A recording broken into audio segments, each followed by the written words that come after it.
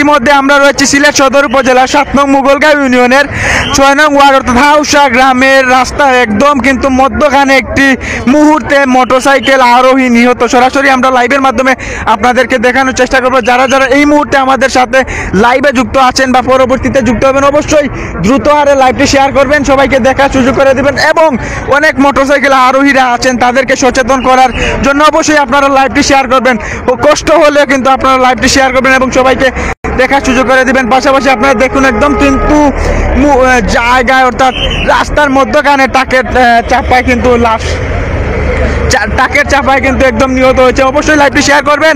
বিকালে মোটরসাইকেল লইয়া বাড়াইছে, কোন দিকে যার এখানে কইয়া বাড়াইছে না, এখন খবর পাওয়া গেছে অ্যাক্সিডেন্ট করছে বলা ওরা, অতটুকু আমরা জানলে হয়েছি। আসার পথে আর কি আমি আইছি আসার পথে, তার বাড়ি হলো গোবিন্দগঞ্জ রাধানগর। গোবিন্দগঞ্জ রাধানগর তারা মনে হয় বিকালে বার হয়েছিল, বিকালে বাড়াইছে আসর পরে বাট এখন এই দুর্ঘটনা। এই মুহূর্তে আমাদের সাথে যুক্ত আছেন, অবশ্যই লাইভটি শেয়ার করবেন, দ্রুত হারে লাইভটি শেয়ার করুন এবং পরিচয় খুঁজে পাওয়ার দ্রুত শেয়ার করে সবাইকে দেখার সুযোগ করে দেবেন। এর মর্মান্তিক সড়ক দুর্ঘটনা।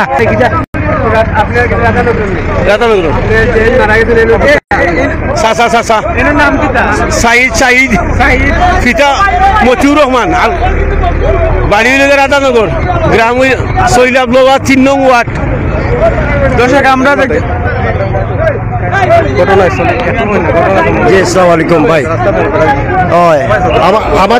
আমি বর্তমান এই ওয়ার্ডের প্রতিনিধি, ইউপি সদস্য।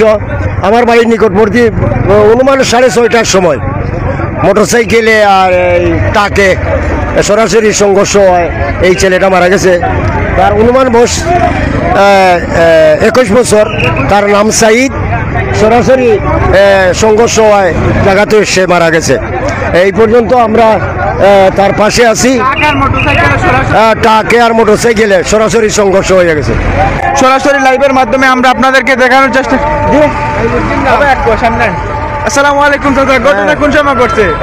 মুগিবর লগে লগে এটা ঘটনা কিলা হয়েছে? মোটরসাইকেল কিটা কোন সাইড থেকে আওয়াজ আছে? আমরা আসলাম নাই, যতটুকু জানুন। আচ্ছা, আপনি যতটুকু জানুন। আমি মাত্র আইছি। তো দর্শক আমরা এই মুহূর্তে ভাই আপনি কি তাই না আসলেন? দুর্ঘটনা যে সময় হয়েছিল কোন জায়গাতে কি হয়েছিল? টাকে মারিয়া গেছে। মোটরসাইকেলটা সুনামগঞ্জ থেকে সিলেট যাওয়ার পথে নাকি?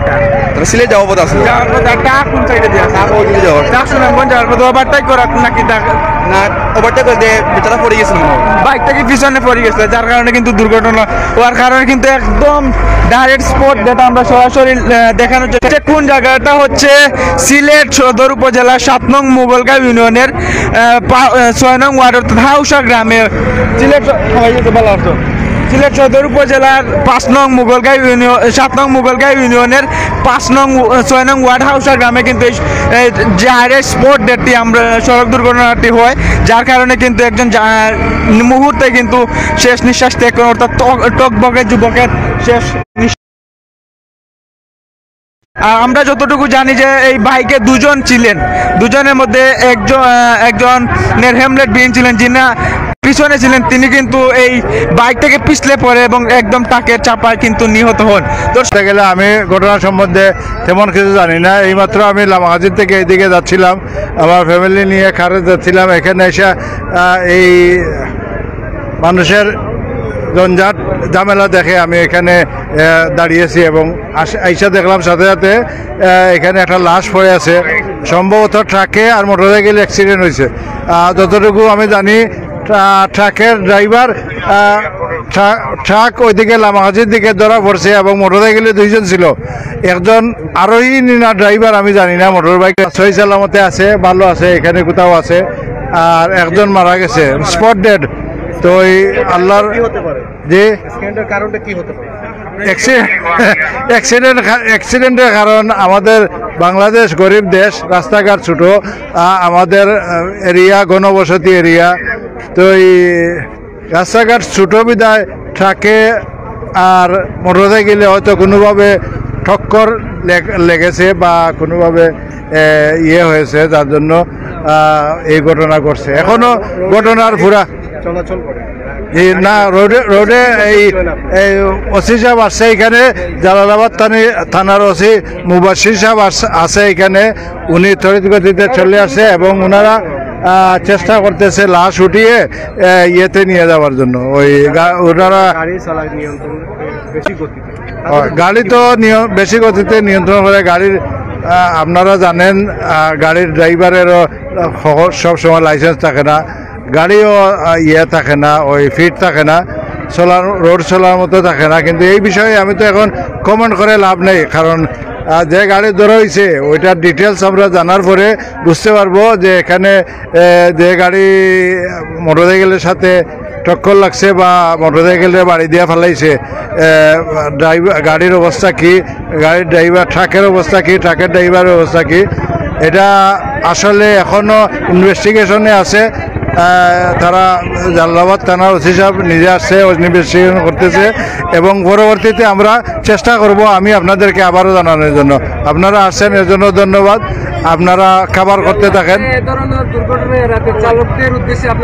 এ ধরনের দুর্ঘটনা ধরতে চালকরা তো, আর আমি নিজে গাড়ি চালাই, আমি নিজে ড্রাইভার, এরপরেও আমার গাড়িতে যে ড্রাইভার রাখি এদেরকে কন্ট্রোল করা মুশকিল পড়ে, তারা তাদের মতো করে গাড়ি চালায়। আমি পশ্চিমা বিশ্বে থেকে ড্রাইভিং শিখছি এবং আজকে 40 বছর থেকে ড্রাইভিং করতেছি এবং আমি জানি, আমি গাড়িতে যখন থাকি তখন ড্রাইভারে যখন গাড়ি চালায় তখন ওদেরকে কন্ট্রোল করা খুব কঠিন হয়। বাংলাদেশের ড্রাইভাররা সচরাচর গাড়ি চালানি মুটে শিখেই নাই, সে হ্যান্ডম্যানে করিয়া করিয়া গাড়ি শিখা কোনো মতে স্টারিংকে ধরতে পারলে করে। তো এখন কিভাবে কি হইলো, এবং আগেও বলছি ট্রাকের মালিককে, ট্রাকের ফিটনেস আছে কিনা, ড্রাইভার খেয়ে তার লাইসেন্স আছে কিনা, এগুলা ইনভেস্টিগেশন করার পরে বোঝা যাবে। এবং ইনশাল্লাহ যদি আমরা ইতিমধ্যে কোনো ইয়ে পাই, ওই